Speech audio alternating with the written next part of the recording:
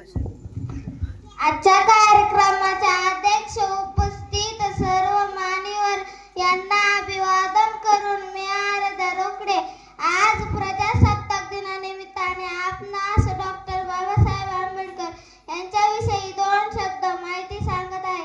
मानवी हक्काचे कैवारी, जागतिक दर्जाचे अर्थशास्त्रज्ञ, कायदे पंडित, राजनीतिज्ञ, लेखक, समाज सुधारक, स्वतंत्र भारताचे पहिले कायदेमंत्री, भारतीय संविधानाचे जनक, दीनदलितांचा जीवनाला जखडलेल्या गुलामगिरीचे श्रीखल्ल तोडणारा महायोद्धा, उपेक्षितांच्या जीवनामध्ये अस्मितेची ज्योत पेटवणारे भारताचे पहिले अमूल्य रत्न डॉक्टर बाबासाहेब आंबेडकर, ज्यांना महामानव म्हणून संबोधले जात आहे, यांना वंदन करून आज मी भाषणास सुरुवात करीत आहे. डॉक्टर बाबासाहेब आंबेडकर यांचा जन्म 14 एप्रिल 1891 मध्ये मध्य प्रदेशातील महू या गावी झाला. त्यांच्या आईचे नाव भीमाबाई व वडिलांचे नाव रामजी हे होते.